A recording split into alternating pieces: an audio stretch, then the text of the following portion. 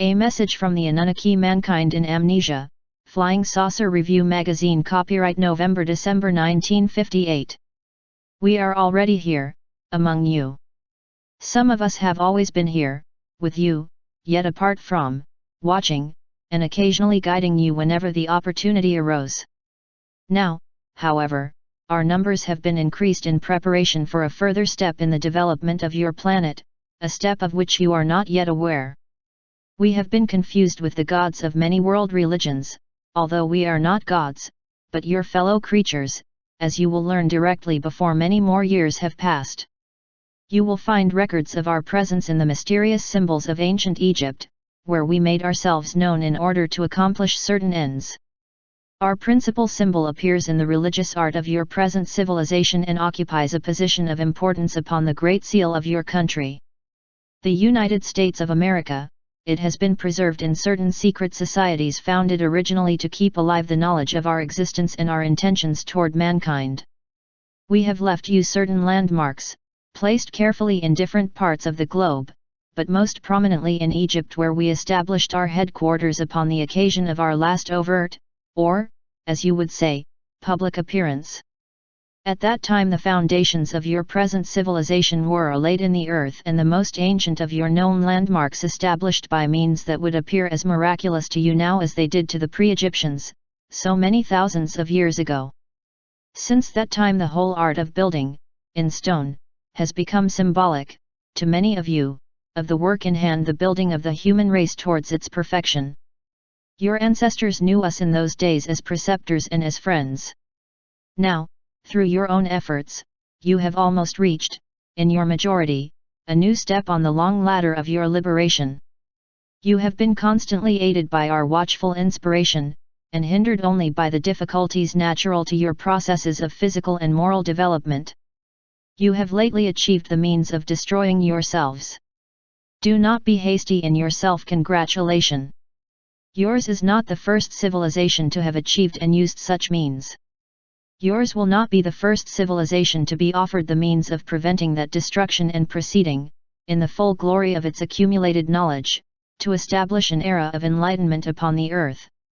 However, if you do accept the means offered you, and if you establish such a millennium upon the basis of your present accomplishments, yours will be the first civilization to do so.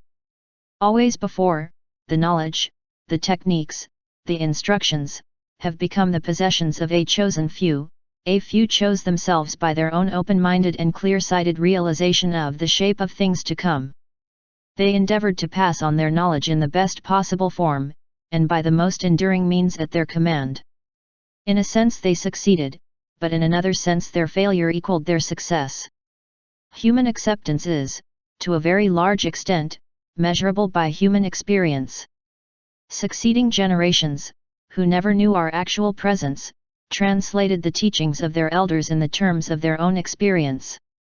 For instance, a cross-sectional drawing, much simplified and stylized by many copyings, of one of our traveling machines became the Eye of Horus, and then other eyes of other gods.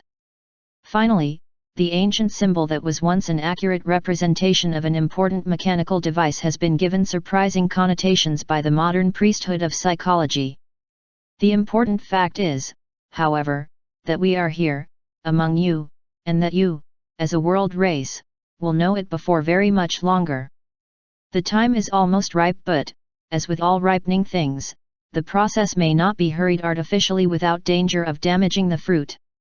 There is a right time for every action, and the right time for our revelation of ourselves to your era is approaching. Some of you have seen our advanced guard already. You have met us often in the streets of your cities, and you have not noticed us. But when we flash through your skies in the ancient traditional vehicles Vimanas, see Exhibit 14, this paper GJ, you are amazed, and those of you who open your mouths and tell of what you have seen are accounted dupes and fools. Actually you are prophets, seers in the true sense of the word. You in Kansas and Oklahoma, you in Oregon and in California, and Idaho, you know what you have seen. Do not be dismayed by meteorologists. Their business is the weather. One of you says, I saw a torpedo-shaped object. Others report, disc-like objects, some of you say spherical objects, or platter-like objects.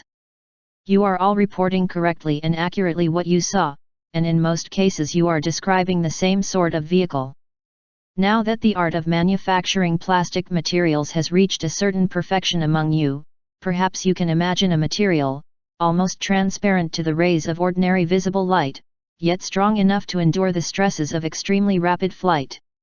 Look again at the great nebulae, and think of the construction of your own galaxy, and behold the universal examples of what we have found to be the perfect shape for an object which is to travel through what you still fondly refer to as empty space. In the center of the discus, gyroscopically controlled within a central sphere of the same transparent material, our control rooms revolve freely, accommodating themselves and us to flat or edgewise flight. Both methods are suited to your atmosphere, and when we convert abruptly from one to the other, as we are sometimes obliged to do, and you are watching, our machines seem suddenly to appear or to disappear. At our possible speeds your eyes, untrained and unprepared for the maneuver, do make mistakes, but not the mistakes your scientists so often accuse them of making. We pass over your hilltops in horizontal flight. You see and report a torpedo-shaped object. We pass over, in formation, flying vertically edge-on. Or we go over at night, jet slits glowing, and you see an orange disk. In any event you see us, and in any event we do not care. If we chose to remain invisible, we could do so, easily, and, in fact, we have done so almost without exception for hundreds of years. But you must become accustomed to our shapes in your skies, for one day they will be familiar, friendly, and reassuring sights. This time, it is to be hoped that the memory of them, passed on to your children and their children, will be clear and precise. That you will not cause them to forget, as your ancestors forgot, the meaning of the diagrams and the instructions we will leave with you.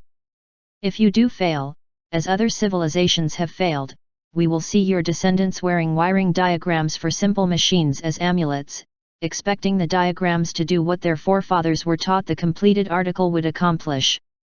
Then their children, forgetting even that much or little would preserve the amulet as a general protective device or as an intellectual curiosity or perhaps as a religious symbol.